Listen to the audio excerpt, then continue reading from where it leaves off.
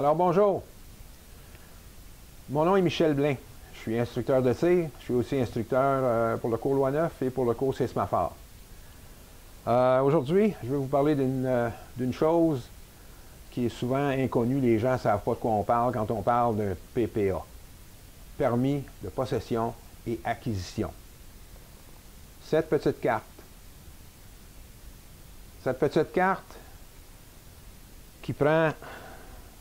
qui est assortie de plusieurs démarches que vous devez faire pour obtenir cette carte-là qui vous permet d'acheter des armes à feu. Tout d'abord, il faut passer le premier cours qui s'appelle le cours canadien de sécurité dans le maniement des armes à feu, en parenthèse, armes longues, ou abréviation SISMAF. Ce cours-là dure 8 heures. Il est assorti de 2 examens, un examen théorique, un examen pratique. Vous devez obtenir 80% pour passer. Par la suite, vous passez au deuxième cours, qui est le cours canadien de sécurité dans le maniement des armes à feu, à autorisation restreinte. Cette fois-là, ou abréviation SISMAFOR, cette fois-là, vous allez travailler avec des armes de poing, revolver, pistolet. Encore une fois, assorti d'un examen pratique et un examen théorique pour lesquels vous devez obtenir 80% pour passer.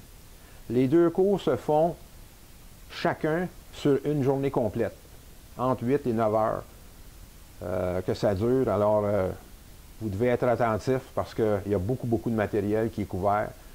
Et éventuellement, lorsque vous réussissez les deux cours, vous pouvez après ça faire votre demande de permis de possession et acquisition au contrôleur des armes à feu fédéral à Miramichi.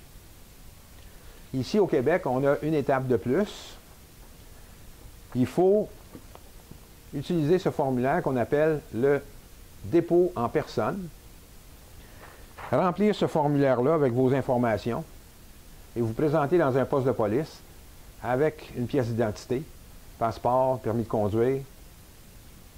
Et à ce moment-là, ce formulaire-là va être estampillé et va être signé par un policier avant de mettre ça dans votre enveloppe dans laquelle figurent vos documents pour envoyer à Miramichi.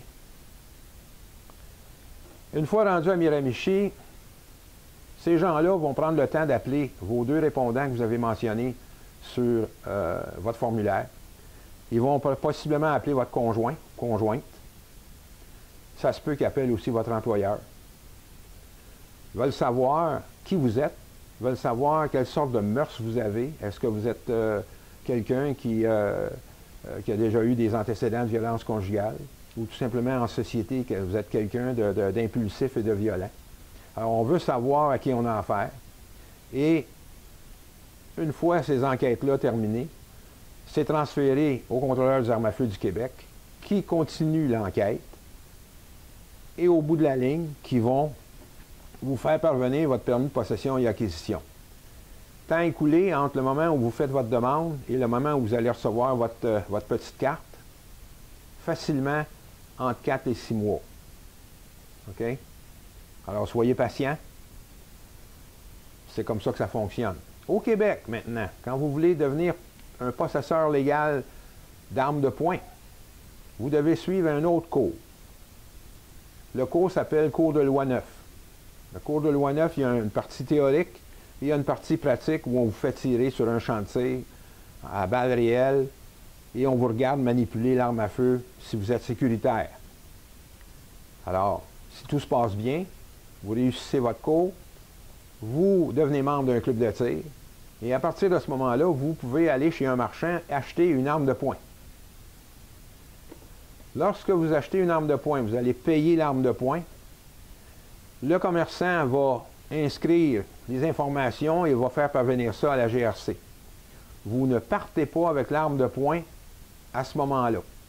Vous allez attendre une période supplémentaire qui va varier entre 2 semaines et peut-être 2 mois, le temps que les papiers de transfert se fassent entre le commerçant et vous.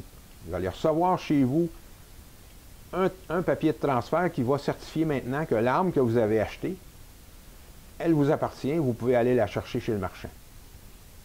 Alors, Ne vous laissez pas dire par personne que c'est facile d'obtenir une arme à feu légalement au Canada ou au Québec, parce que ça ne l'est pas. Vous devez passer par toutes les étapes, et lorsque vous avez cette carte-là dans les mains, vous pouvez être fier. Ça veut dire que vous êtes un citoyen respectable, un citoyen à qui on fait confiance, qui va être responsable dans le maniement des armes à feu. Alors sur ce, je vous souhaite bonne chance dans vos démarches. Ne vous gênez pas pour partager la vidéo. Ne vous gênez pas pour vous abonner à ma chaîne. Partagez la vidéo à des gens qui ne savent pas ce que c'est obtenir un PPA. Si vous êtes quelqu'un qui ne savait pas ce que c'est obtenir un PPA, bien là, vous êtes éclairé. Et puis peut-être que ça va vous tenter. Faites-vous inviter par quelqu'un dans un champ de tir. Venez voir comment ça se passe.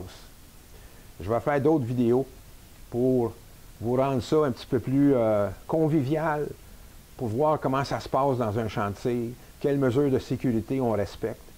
Puis vous allez voir qu'on n'est pas une gang de cow-boys. On est du monde respectable, on est des gens responsables, puis on a beaucoup de plaisir à être sur un champ de tir. Il y a beaucoup de social qui se fait. Alors, souhaitant vous rencontrer un de ces jours. En vous remerciant de votre attention. À la prochaine. Ciao.